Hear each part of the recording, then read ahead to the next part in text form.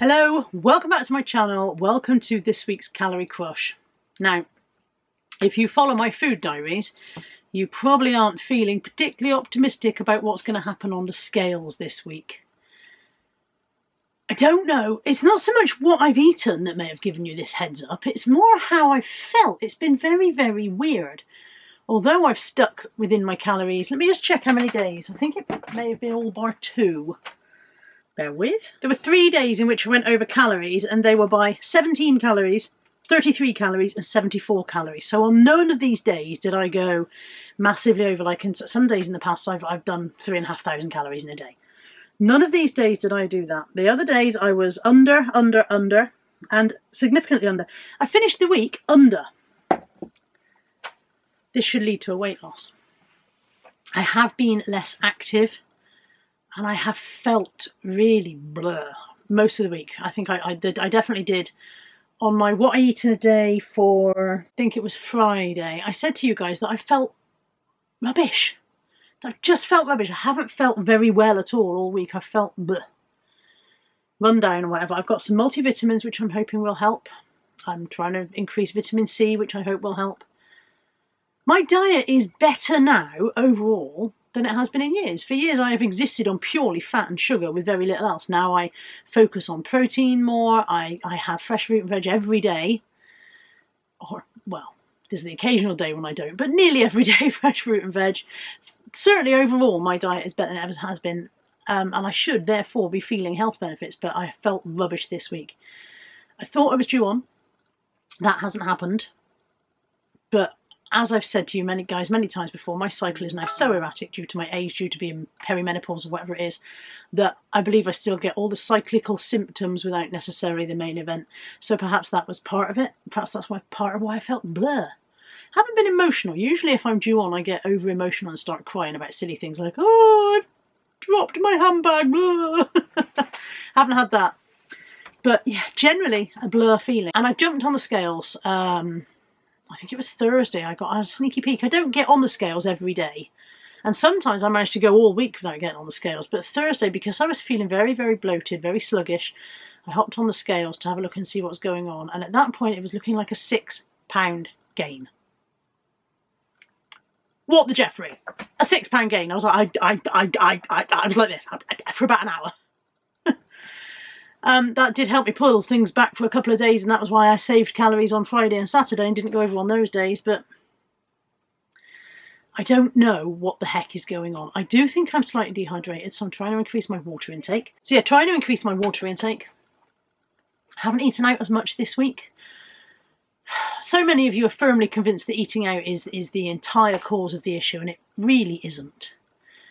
It really isn't. Although my eating out calories have to be estimated rather than deadly accurate, it is not the eating out calories that are ever the problem. It is the crap I eat when I'm at home, when I'm bored, when I'm picking at stuff, when I feel like I deserve something.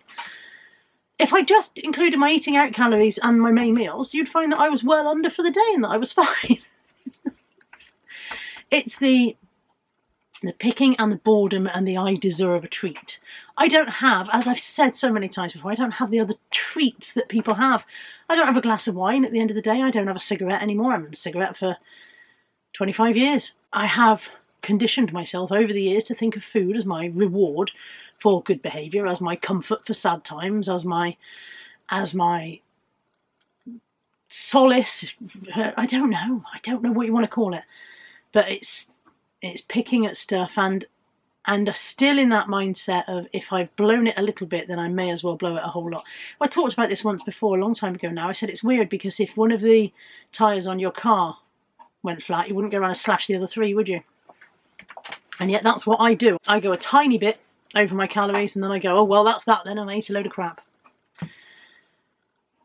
That said, that hasn't happened this week. I've managed to hold it back, but I've still had the mindset of wanting to do it.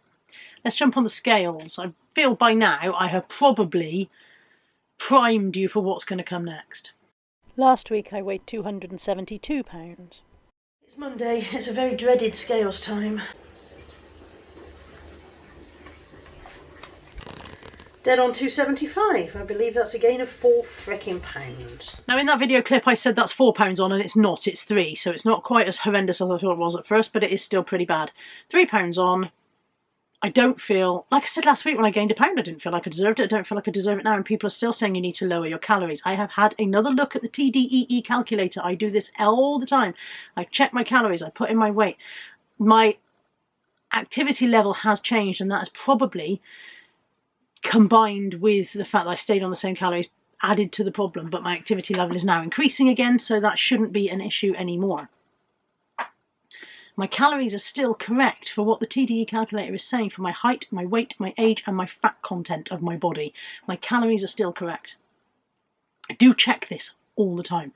And somebody said, well, the fact that you lost weight when you were well under your calories the week you had COVID proves it. No, it doesn't, because I don't want to eat well under my calories every week so that I can lose 3.5 pounds every week. I don't want to do that. That's not sustainable. If I do that, I will binge out completely.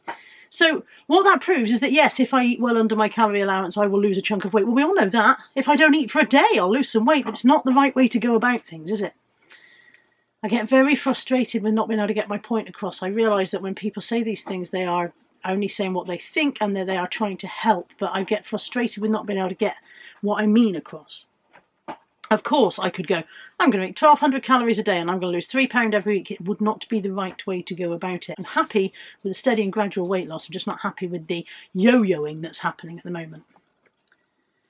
I'm sorry to sound all negative again. I don't mean to make negative sounding videos. I don't mean to bring you all down with me. Let's take 3 of these off. There we go. 3 of those off. I'm blaming you for this, Mary. Means I'm still clinging by the skin of my teeth to a 7 stone, £7 loss, 7.5 stone off. Still clinging there, but that 8 stone is further away than it ever was. No, it's not further away than it ever was, is it? Because obviously at one point it was 8 stone away. That makes no sense at all. I knew what I meant. It's a new week. I can do a fresh start. I've had fruit and yogurt for breakfast today. I'm going to the gym and swimming this afternoon. I've managed to make the 2 bookings side by side. So I'm going to the gym first, and then I'm going to go for a swim. So that'll be a little bit of activity. I'm not on a dog walk today. If you can hear a noise in the background, Molly's got a plastic bottle that she's chewing. So yeah, the intention this week is more water, try and get the activity level back where it needs to be, and stay focused. Thank you for joining me, and I will see you next week. Take care. Bye for now.